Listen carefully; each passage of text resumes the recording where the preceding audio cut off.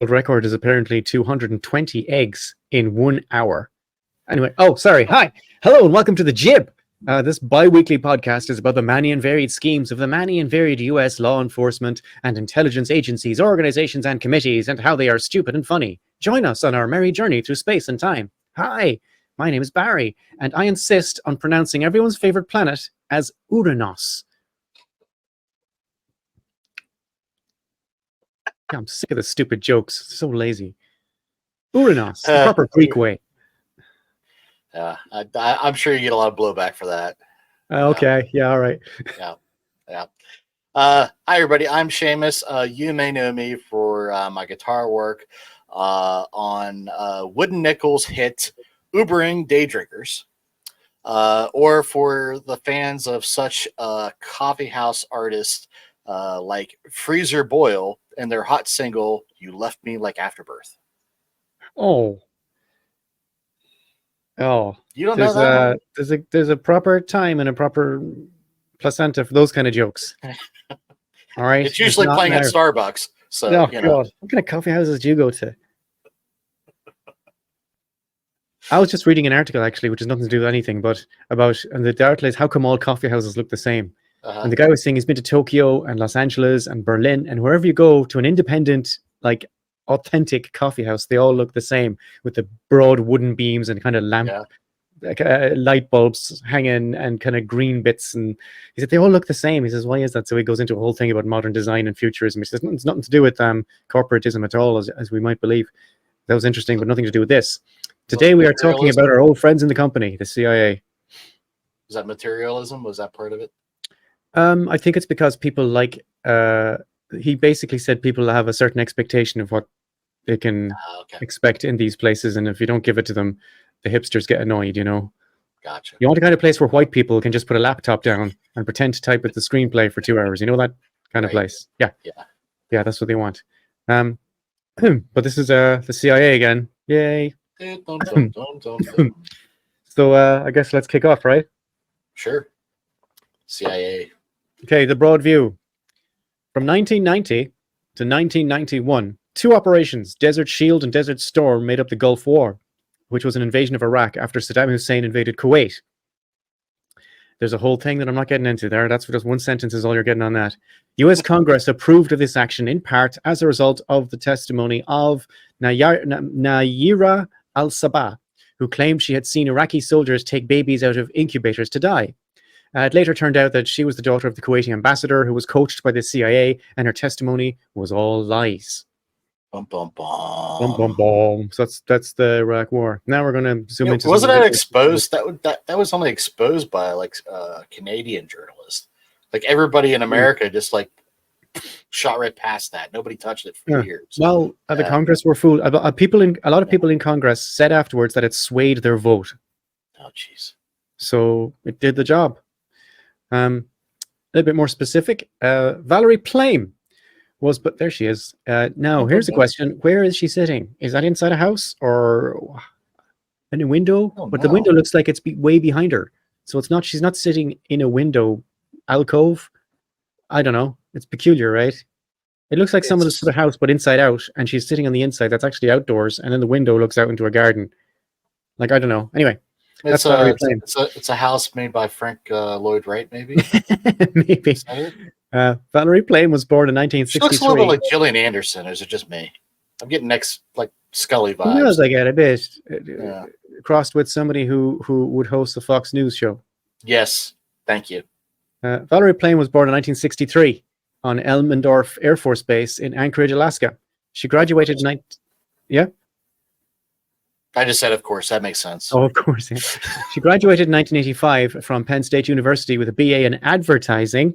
A lot of these CIA wonks have, do you remember the guy, or one of our returning heroes, Edward Lansdale? Yep.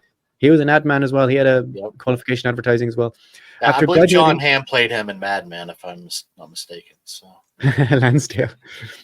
After graduating from college and moving to Washington, D.C., Plame was accepted into the 1985-1986 CIA officer training class. Special Counsel Patrick Fitzgerald later affirmed that Plame was a CIA officer from January 1, 2002 forward. and that her association with the CIA was classified at that time through July 2003, right? Meaning she was undercover. After the Persian Gulf War in 1991, the CIA sent her first to the London School of Economics and then to the College of Europe in Bruges for more master's degrees. Good for her, right? In 1997, Plame's primary assignment was shifted to the CIA headquarters in Langley, Virginia. In 1998, she married Joseph C. Wilson. So now we're going to zoom into another. There's Joe Wilson. All right, Joe, how you doing, bud? And now we're going to go to a more kind of a general thing. I'm sure you'll be familiar with this bit, but I'm going to say it out loud anyway. In 2001, New York was bombed by a loose coalition of Saudi and Egyptian terrorists who were part of an al-Qaeda cell. So the US immediately snapped into action against Iraq and Afghanistan. While Afghanistan was being run by the Taliban, who were credibly protecting Osama bin Laden, now as we know now that he was in Pakistan, but the idea that they were protecting him was quite credible at the time. You can't. Sure. It was credible. I'm just having a go. Just having a go. The Taliban indicated they in fact had access to him. So in fairness to the Americans, that was a reasonable assumption, which turned out to be incorrect. Afghanistan is being run by the Taliban, who are credibly protecting Osama. Do you not like that word credibly? I can delete it if you want. No, you're fine. I'm just having a go. Jeez. Well, I think if the Americans get something right, I have to acknowledge it, because otherwise the criticisms don't mean much. We're being run by the Taliban, who are credibly protecting Osama bin Laden, the spiritual leader of Al-Qaeda. Iraq was already undergoing some of the harshest sanctions ever put to international law, which you are aware of because I've seen you tweet about them before. Yep. Saddam could not shit sideways, but some U.S. official, you know what? That was meant to be rewritten into something a little bit more podcasty, scripty. Sorry, that shit sideways was a placeholder phrase. Sorry about that.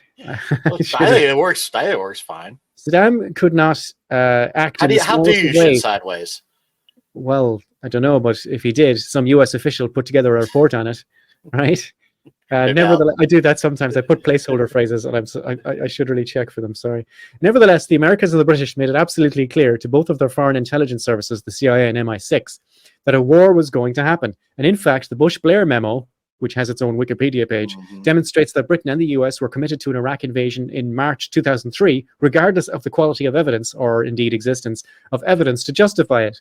One of the plans mentioned during their communication was somehow tricking Saddam into firing on one of their airplanes. They're going to fly an airplane super low, make sure he saw it, and try and get him to fire on it. So Richard Dearlove, the man's real name, the head of MI6 at the time, in other words, he's M from James Bond, in another 2002 memo called the Downing Street Memo, said that Downing Street Memo also has its own Wikipedia page, Downing Street Memo. In this memo, he said, the head of MI6 said, the intelligence and facts were being fixed around the policy. So... as they do. As well, yeah. Okay, now we're going to talk about Joseph C. Wilson. This man here is Joseph C. Wilson. I got to say, I love his hairstyle. Right? Yeah, good for you. Joseph C. Wilson was born in Bridgeport, Connecticut. Connecticut, that's how you pronounce that, isn't it? Connecticut. Connecticut, not Connecticut. Connecticut, in 1949. In 1968, Wilson entered the UC Santa Barbara, majoring, he said, in, according to himself, history, volleyball, and surfing. Later, he received a graduate fellowship studying public administration. From January 1976 through 1998, Wilson was posted by the U.S. State Department in 5 African nations, including as a general service officer in Niger. Now, this is a country called Niger, and it's spelled Niger, and it's pronounced Niger. And for years in Ireland, we were all mispronouncing it. Do you want to know how we mispronounced that? No, I'm afraid. I can tell you. I for years I pronounced it. You ready? Yeah. I mispronounced this country as Niger. Niger. So here it was Niger. Niger, yeah, but it's one of these former French colonies, and they all speak French there. So it's Niger, yeah, Niger. Niger. Okay, yeah, that makes more sense. I looked it up again on Wikipedia because I'm a very curious chap, and the etymology, where that word comes from, is nothing to do with blackness, which is where the unpleasant racial word comes from. It comes from the Latin word for blackness. But this has nothing to do with that. It's named after one of the rivers in the country, which has nothing to do with the Latin word for blackness. It just, in print, is a little bit scary, right? Because when you see the letters, like, oh! But it's just the name of the country. It's fine. It's Niger. From 1988 to 1991, Wilson was the deputy chief of mission at the U.S. Embassy in Baghdad, Iraq. Right? So, that's him. After Good Saddam's times. invasion of Kuwait in 1990, he became the last American diplomat to meet with Iraqi President Saddam Hussein before the US invasion, and he told him to leave Kuwait, which was sensible advice, I think. When Hussein threatened Wilson, and Saddam also threatened every other embassy person with execution if they sheltered foreigners, Wilson held a press conference wearing a noose and said, That's like an average day for Hussein, just threatening people to yeah, and I guess and if that was a you're normal thing for him, right? if you're in the US embassy in Baghdad, I guess it's an average day for Joe Wilson too, right? yeah, it's just Yeah. like Must be Tuesday. Hussein's going to execute me. Try Yeah. the salmon, I might execute you. Hey, if you stick around, try the yogurt for dessert. I mean, that's just If you shelter foreigners, try the yogurt. yeah. But when Hussein threatened him and every other foreign embassy, I guess all embassies are foreign, and every other embassy in Baghdad with execution if they sheltered foreigners, this guy Wilson held a press conference wearing a noose and said, if the choice is to allow American citizens to be taken hostage or to be executed, I will bring my own fucking rope. So already we like this guy. Always the drama. Oh yeah, that reminds me of we had another guy like that as well who dropped f-bombs in press conferences. Remember, I forget which one it was. One of our shows. Yeah. Fuck, who fucking was that? Something about Nixon. He told Nixon to go fuck himself or something, wouldn't he? I don't know. Anyway, yeah. Wilson, regardless of Saddam's threats, Wilson sheltered more than 100 Americans at the embassy and successfully evacuated several thousand people. So Gacordica's lat, right? Well done. Okay, he sheltered more than 100 Americans. Did his job. Yep. From 1992 to 1995, he served as the U.S. ambassador to Gabon and Sao Tome and Principe. From 1995 to 1997, Wilson served as a political advisor to the Commander-in-Chief of U.S. Armed Forces in Europe, which is based in Germany. I think they're in Stuttgart. And from 1997 until 1998, when he retired, he helped direct Africa policy as special assistant to Bill Clinton and as National Security Council Senior Director for African Affairs. In 1998, also, he married Valerie Plame. Oh, there we go. Right now, because all our episodes normally have a top 10 or an ad, but we're going to try and do something else now. We're going to have a fake news bit. This is a fake news article. This is not real or true. It's something I wrote for the purposes of humor, and it's going to go bang in the middle of this. And if it works, it works. And if it doesn't, we will never do it again. Okay, here we go. The remarkable and sudden appetite among Westerners for hummus was described as the deciding factor in a recent leaked CIA document justifying yet another invasion of the Middle East. The CIA, should I do it in the English Pathé voice? No, you're fine. Okay. The CIA has been working behind the scenes with British intelligence for years to source the correct ingredients and recipes, but has met with strong resistance from Arab mothers. You know anything about Arab mothers? The situation on the ground deteriorated quickly, said a spokesman for the State Department. We immediately called an emergency session of the UN Security Council. At a heated UN Security Council meeting, tempers frayed as most of the Western countries discussed mobilizing troops and deploying various military technologies to secure the Garbanzo-based goop. One suggestion from France was that warplanes could be reverse engineered to drop comment cards instead of bombs to convince locals to share their family secrets. When asked directly about whether the entire hummus operation is really all about oil, the spokesman said, "The only oil we're interested in is olive oil. Whoever controls the hummus controls the world." That was our fake news. I think that's like also the basis of Dune 3, isn't it? So spice, yeah. Whoever controls the spice controls the universe, is it? Yeah. Yeah, that turned out to be true, didn't it? Though. Yeah. Whoever controls the spice does certainly control the. Awakened. Fear is the mind killer. Yep. All right. So now we're going to go back to the article, and this is real stuff again. Real stuff. Can't tell the difference. I know it's. I mean, I used to run a satire blog and I had to give up because no matter how stupid I made reality, something like it would happen. I don't know how the Onion's able to maintain. The Onion wrote an article a few years ago saying the Israelis tell the Palestinians to evacuate to a place and then bomb that place, right? But they did that like last month. Yeah, I mean, several times. They wanted to go to Khan Yunis, and then they started bombing the shit out of Khan Yunis. Yeah. Anyway, we're zooming out MI6, right? For most of 2002, the MI6 were desperately scrabbling around looking for some justification to invade Iraq. The British relied heavily on what they called the September dossier, which again has its own Wikipedia page. All these dossiers have their own Wikipedia pages. This is a collection of claims about Iraq's chemical and biological weapons programs and also its nuclear weapons programs. The most famous claim from this was the allegation that the weapons of mass destruction could be launched within 45 minutes. A lot of this dossier was repurposed into a presentation to the UN by Colin Powell. And there he is presenting this thing. Well, not this thing, but they repurposed it into their own thing and presented that to the UN. There were lots of graphs and charts. You remember the graphs and charts he had? Oh, yeah. Yeah, and photos of where Saddam was hiding the WMD, and he had like maps and so on. He said, "This is where they are." In 2002, loads of bullshit that he was selling. Like it turned out to be not just. I mean, well, you'll see. In 2002, the International Atomic Energy Agency, the IAEA, found no evidence or plausible indication of the revival of a nuclear weapons program in Iraq. When they say revival, they mean it was shut down with the sanctions in 1991, and they're looking for a justification in 2002 to invade. So nothing's been happening since 1991, because as I said, if Saddam Hussein went to the bathroom at an oblique angle, somebody would have written a report on it. Right. They found no evidence about a revival of a nuclear weapons program in Iraq. And the United Nations Monitoring, Verification and Inspection Committee, which is called UNMOVIC, did not find evidence of the continuation or resumption of programs of weapons of mass destruction. Right? In fact, every single claim in the September dossier, without exception, turned out to be false. After the invasion, the Iraq Survey Group, set up especially to investigate this particular claim, found no evidence for weapons of mass destruction subsequent to the imposition of sanctions in 1991. Now, if all of this sounds ridiculous, it is, of course. And if you think someone should make a movie about it, they did. It's called In the Loop. That is the movie, which is about what I'm talking about right now. Now, if you've seen this movie, you will.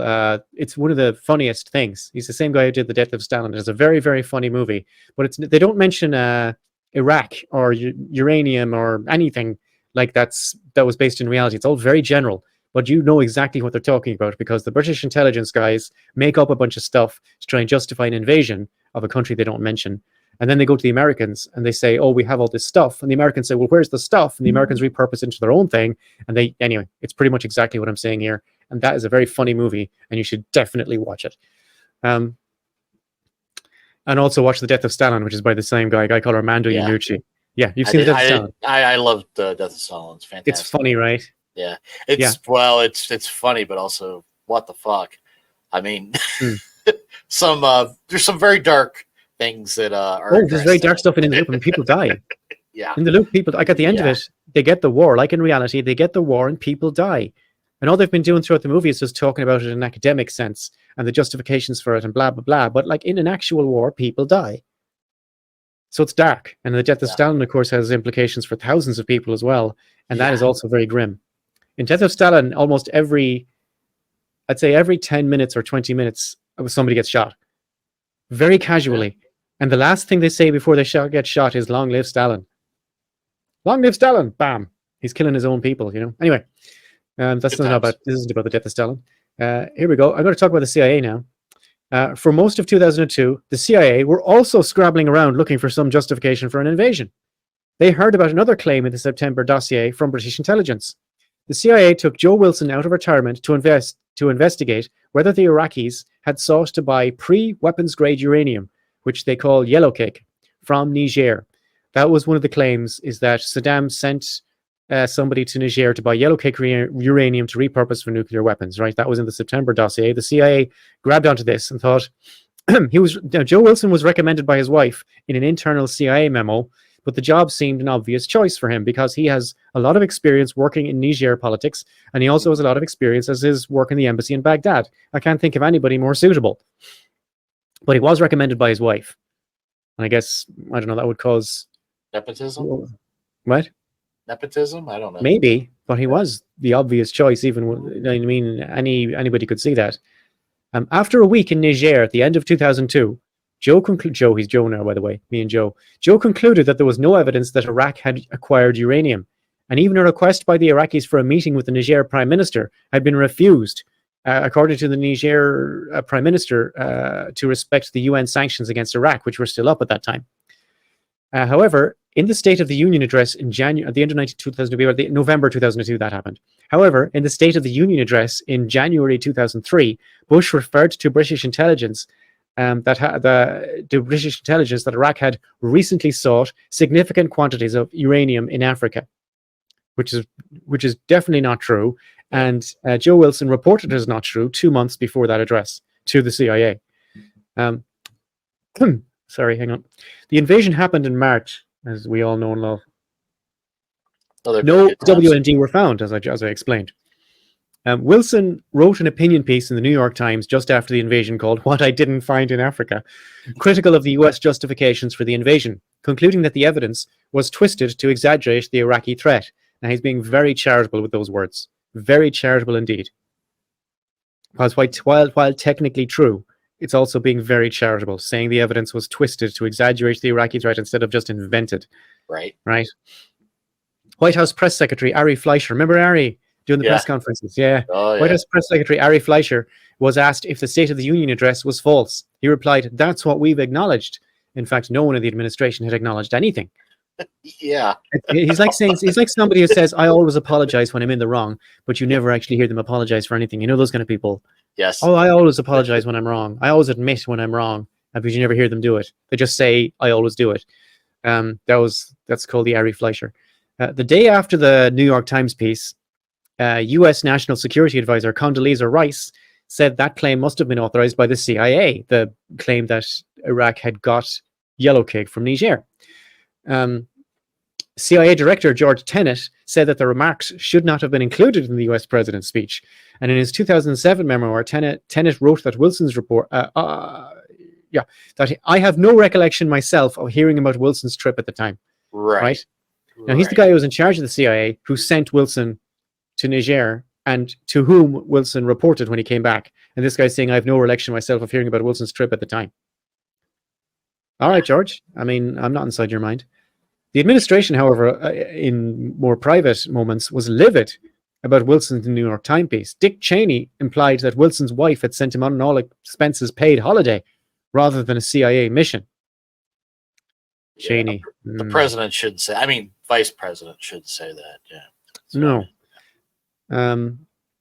The week after the NYT piece, Washington Post columnist Robert Novak wrote a column which mentioned Valerie Plame by name, stating she, then an undercover agent, was a CIA nuclear weapons specialist. Novak claims afterwards, I didn't dig it out, it was given to me. They thought it was significant. They gave me the name and I used it. This is a quote. Now, the quote's finished. Richard Armitage, an aide to the then Secretary of State Colin Powell from above. He was really good in The Hobbit.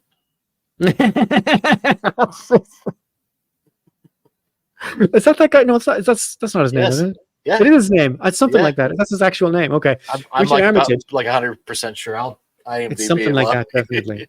Yeah. An aide to then Secretary of State Colin Powell and later in The Hobbit, later admitted to leaking Plame's identity to Novak. So Richard Armitage, who was an aide to Colin Powell, admitted to leaking Plame's identity to Novak. Dick Cheney was furious and mentioned her by name as a possible source of the difficulty. Right? So there's all these kind of weird upper echelon things going on. Now, busting somebody for being an undercover CIA agent is serious business, right? Yeah. But this is not just sedition. And it does not threaten only the work and contacts built up by that agent over time. It is very dangerous physically to the CIA agents themselves and everyone they may have brought into their confidence. Yeah, it's on par. Shot dead over this. Yeah, it's on par, or in some ways possibly worse than what they accused Hillary Clinton, what they're accusing Trump now of, as far as the secrets and stuff that they might. It's not just sedition; it's close to treason. Yeah, I would say it's close to treason. Yep. It's pretty much almost declaring war on your own country. Mm-hmm. It's close. It's a very serious business because these CIA assets they're always in especially in the field and undercover on very sensitive areas. The CIA had a cover company they used. Called, I forget what it's called something and something associates, like a legal firm, and everybody in the firm were just CIA agents, right? They weren't lawyers at all. And he mentioned the name of this company in his piece as well. Oh fuck! So everybody who worked for that company was blown.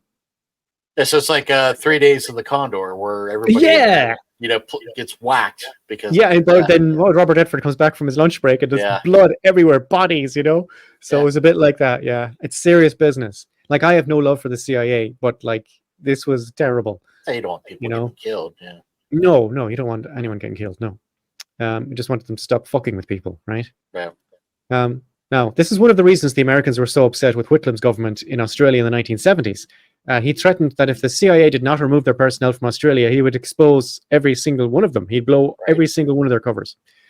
We get into that whole thing in the Jib episode 12, The Dismissal. If you want to watch that, you should. It's great. Good stuff. Yep.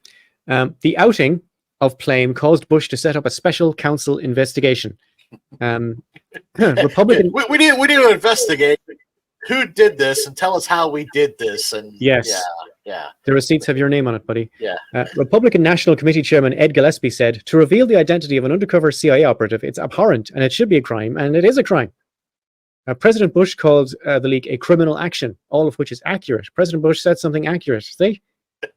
Yeah. Although Karl Rove, oh man, all these names, Dick Cheney, Karl Rove, it's bringing back memories, Although our younger viewers will have no idea what we're talking about, but these guys were just a treasure trove of chuckles. Although Karl Rove appeared four times in front of the federal grand jury investigating the leak, blame was eventually placed on Dick Cheney's chief of staff, Louis Scooter Libby. Remember Scooter Libby? It's poor Scooter. Scooter. With a name like Scooter, he was doomed. Oh, yeah. He was indicted on 2 counts of perjury, 2 counts of making false statements, and 1 count of obstruction of justice. In 2006, Valerie Plame and Joe Wilson filed a civil suit against Cheney, Rove, and Scooter Libby for the crime of revealing Plame's CIA identity, which they claimed, and kind of obviously was, a revenge against Wilson's piece in the NYT. In 2007, Scooter Libby was convicted on 4 of 5 counts. Judge Reggie Walton sentenced Libby to serve 2.5 years in federal prison and pay a fine of $250,000. Wow. Also in 2007, Tony Blair resigned as a result of the fake WMD memos and also for failing to call for a ceasefire during the 2006 Israeli invasion of Lebanon. Wait a minute. Does he know he doesn't have to do that? I mean, do you pay attention to like American presidents?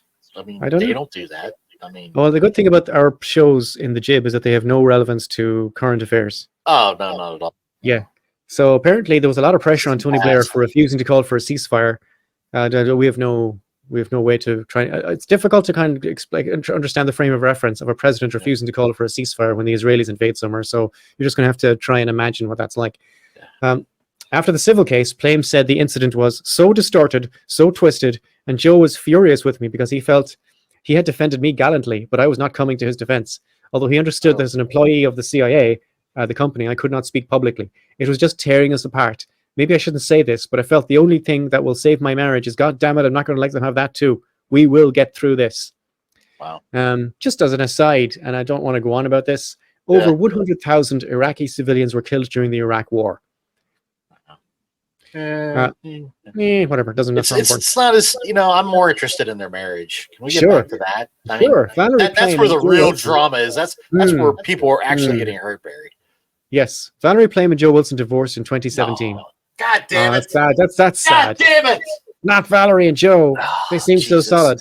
100,000 civilians. Why are you bringing me down, man? I was sorry. Just like I thought this was going to be a happy ending where they would cash in on them being screwed, go out to the sunset, holding each other, and just they're divorced. God damn it! Scooter Libby was pardoned by President Trump in 2018 because he said, "For years I've heard he's been treated unfairly."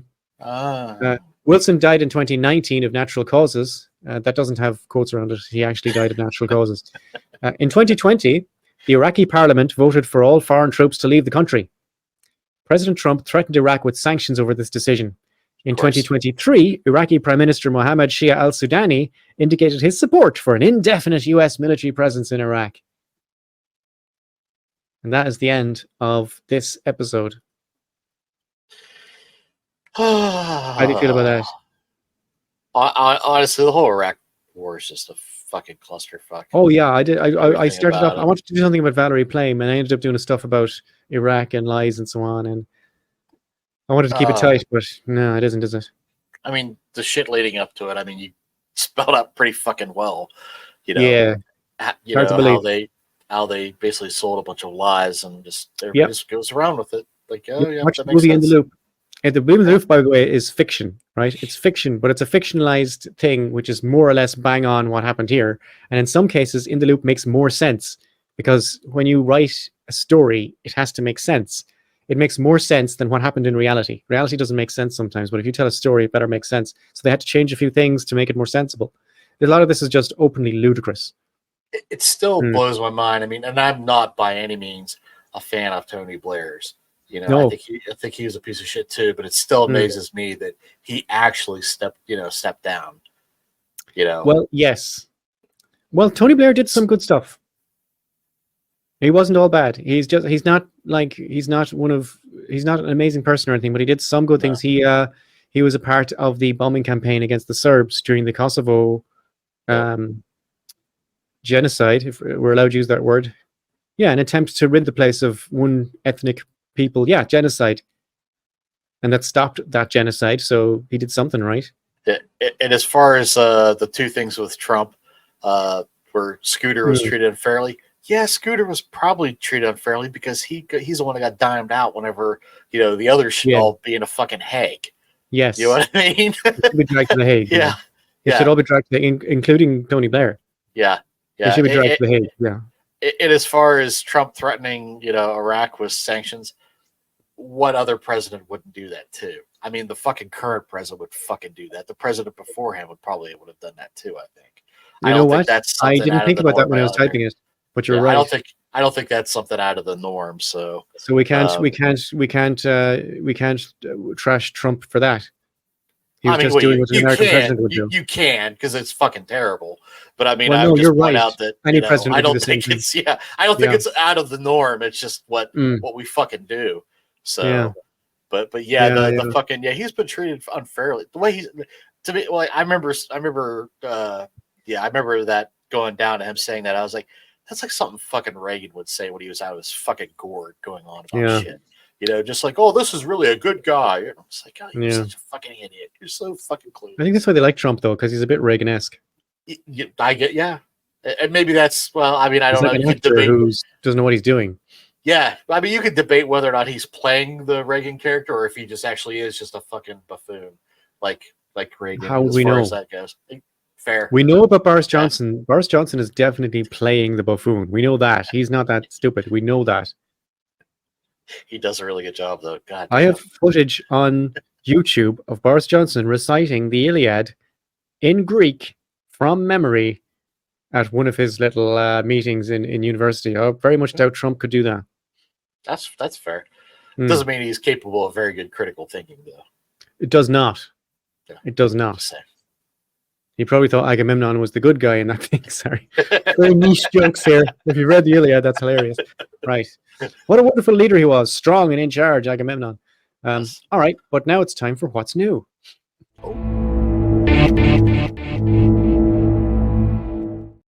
You actually nailed it. You actually got it. Nailed it. Took you 24 episodes. Yeah. Nice. Yeah. Now we can relax. Just before every podcast, myself and Seamus, I put CIA into Google. He puts FBI into Google. We hit the news tab, and if we see any stories we think might be interesting or funny, we will talk about them now. But I haven't seen his, and he hasn't seen mine, so we're gonna share them for the first time now. We'll be seeing them for the first time, just like you. Seamus, what have you got for FBI business? So the first bit of news, I'm not going to get into all of it. It is going to, if things work out, it will be, which we'd already planned this, being the next episode, kind of similar to what we did with lead up to with this Valerie Plame, as when we mentioned it in the news, and here we are. The Newburgh sting, which happened in the early aughts, involved 4 gentlemen in New York who were basically bamboozled, COINTELPRO style. We'll get into the nuts and bolts of it, into some nonsense. And does that mean it's like a violation of the Fourth Amendment? You mean something like that? Yeah. So okay, now they're being released from prison finally. So that's in the news. We'll get into the details of the story once again. Hopefully next week. The only people, the guy, what was it? Judy Barry. Judy Barry said the guy who's pushing most for the violence will always be the FBI plant, right? Yeah. I think we found our mole, guys. He's the guy the who one who provides you with the dynamite. Yeah. She was great. What else we got? So the other one, you're gonna have to go on the internet to find the full clip. I've been having a hard time finding it. Jesse Waters, who's a fucking dipshit talking head over at Fox News, he had Stuart Kaplan, who's a former FBI agent, on, and they discussed the appearance that Taylor Swift might be part of some sort of psyop to coax Taylor Swift, the people singer. into, The to country coax singer. people, country pop, to get people to vote for Joe Biden because she told people to register to vote. Do they not want people to register to vote? Boom! Surely Republicans would also tell people to register to vote. Right? Like Mm. Donald Trump has how many thousands of or millions of fucking Twitter followers, or well, I don't know if he's on Twitter anymore. But you know what I mean? If he tells people to go out and vote, come on, it's the same fucking thing. It's just so fucking stupid. You think Taylor Swift is an asset of some kind? Yeah, Okay. it's so fucking stupid. If I were her, I'd just shake the haters off. Yeah. So a story we talked about in the past where Virginia and Maryland were fighting over the new FBI headquarters. Oh yes, Maryland won. Hey. Yeah, so they're. Or as we say in Ireland, Maryland. Maryland. Yeah. In America, they say Merland. So Merland. two stories revolving the MLK. MLK Day. So, which I also tweeted something at MLK or not MLK at the FBI because every year they're like, in remembrance of Martin. I retweeted it. Yeah. Yeah, and I'm like, dude, you guys sent him a fucking letter to tell him to kill himself. Yeah. And then they have the balls to come out and say, well, it ended up the FBI got hit with community notes after retweeting praise of Martin Luther King because so many people like me were like, going after him for that. And then RFK Jr. defended FBI Kennedy era wiretapping of MLK. But RFK Jr. he's the wingnut, right? Yes. Oh, okay. Nothing like his dad, who was fucking amazing. I think he was the best Kennedy. Of course, he's dead too. But his rationale was, well, Hoover really hated MLK, and my dad was just wiretapping to keep an eye on him, so Hoover didn't fuck with him. That's the opposite of what would make sense. Yeah, it's like you're not making. Yeah, it's just fucking no. Garbage. So last story I have, FBI. It's a good day for FBI stories. Yeah, the FBI warns of Chinese manufactured drones. So there seems to be a lot of this push that there's these Chinese drones that they might be spying on infrastructure and chemical plants and yada yada. There seems to be a lot of this all over the news now. Yeah. There seems to be a big push to ramp up some, concerns over the Chinese. Yeah. I don't know. Do you remember not so long ago, a Chinese aircraft popped over U.S. airspace, like a balloon or something? A fucking balloon. Did I dream that, or did that actually happen? No, it actually fucking happened. Yeah. It's happened more than once, and it was just a fucking weather balloon. We send spy planes all over them all the fucking time. Oh, no, that's different because it's Americans. When Americans do it, it's about the global security. Yeah. When Chinese do it, they're spying. Yeah, and I'm not saying that the Chinese are not up the fuckery, but, when you keep ramping up this kind of shit, everybody needs to keep an eye on the Chinese.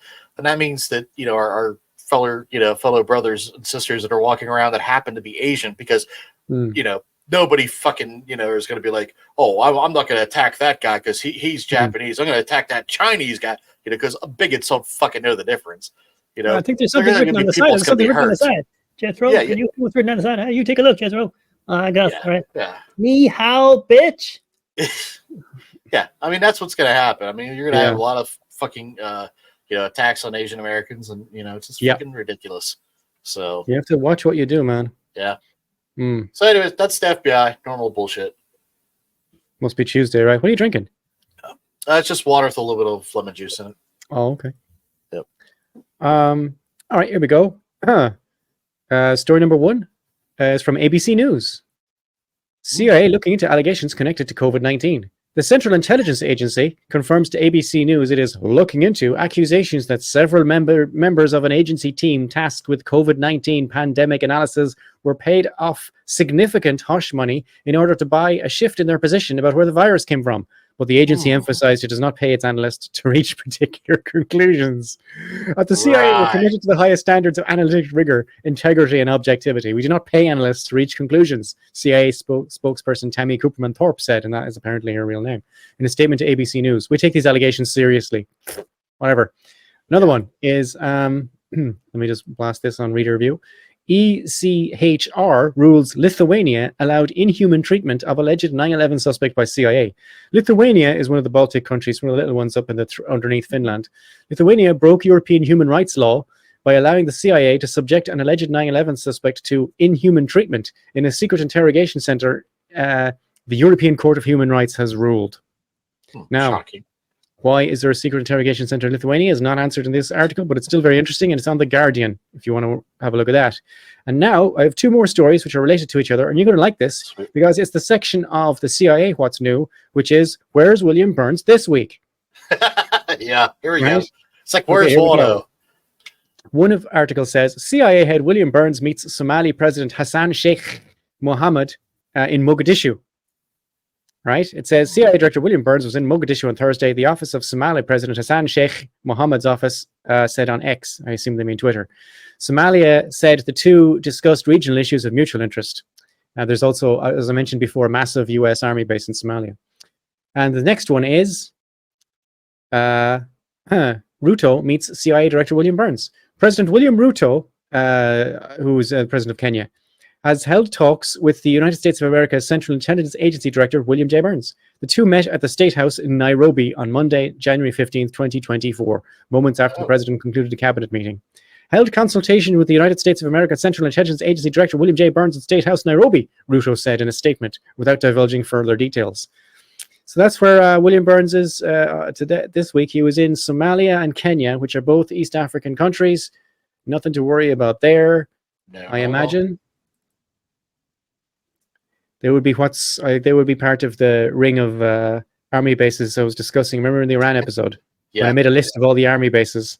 So yeah, no concerns there. Everything's fine, I'm sure. And of course now everything's heating up with Israel. That Israel thing is spinning out a bit more. Yeah. Yemen is south of Saudi Arabia, but Yemen is right next to East Africa. So those two countries be right next to Yemen across the pond. So yeah, things are heating up. Yeah, it's not looking good for anybody who lives there. We weren't, okay, just funding the genocide. Now we're actually involved in, running cover and military being involved. So, yeah. Well, before 1967, the Egyptians shut down their canals and access to Israeli ships. Yep. And the Israelis went nuts. They blanket bombed the entire Egyptian Air Force. They attacked first, by the way. The Egyptians didn't attack anyone. They just said, we're perfectly within their rights. It's their land. They decide what happens to it. And the Israelis just wiped out their entire air force and then invaded and took over the Sinai Desert. And also during that 1967 war, they took over Gaza, which was previously part of Egypt. And they took over the Golan Heights, which was part of Syria, and the West Bank, which I guess must have been part of Jordan at the time. They still own those three, but they gave the Sinai Desert back because it's worthless. Oh, yeah. Yeah. So... good times. Again. Yeah, no relevance to what's happening today. Don't worry. This is all history. Yeah. We would never repeat those errors, would we? Nope. No. That is our show, folks. Oh, yeah. How do you feel about that, Seamus? Oh, I'm good. No, I mean, I'm depressed as hell, but I'm good. So, nothing there. Well, 100,000 Iraqi civilians was the only shaft of light, the only upbeat part of that, yeah. Yeah, just nothing new. A biggie. So it was I'm still broken up over Valerie and fucking the divorce. Yeah, it's terrible. They won't take my marriage from me. God damn it. Yeah. Yes, they did. Yep. So, anyways, what are we planning in 2 weeks? What's going to happen in 2 weeks? We're gonna, if things go well, I'll have the Newberg thing cool. ready. What if they go badly? What's going to happen then? I don't know. What we are gonna probably watch another training film before long. So. We'll be watching a training film. Yeah, which are consistently our best rated episodes. Sometimes, yeah. We put so much effort into writing these scripts, and I know you put effort into mine. I put effort into mine. You put effort into yours. When we watch this training video, the numbers are up, and I don't want to say it's disheartening. It's always fun, though. Yeah, it is fun though. It's fun. It is. Oh no, I love it. So I do love it. But if you're not subscribed already, hit subscribe. Don't do what Barry's telling you to do. Just go spread the word, give us some love, and we'll be talking about some modern day code Intel shenanigans right out next week. So, but in 2 weeks. Yep. Till then, everybody, we'll see y'all. Thank you. Bye. Bye.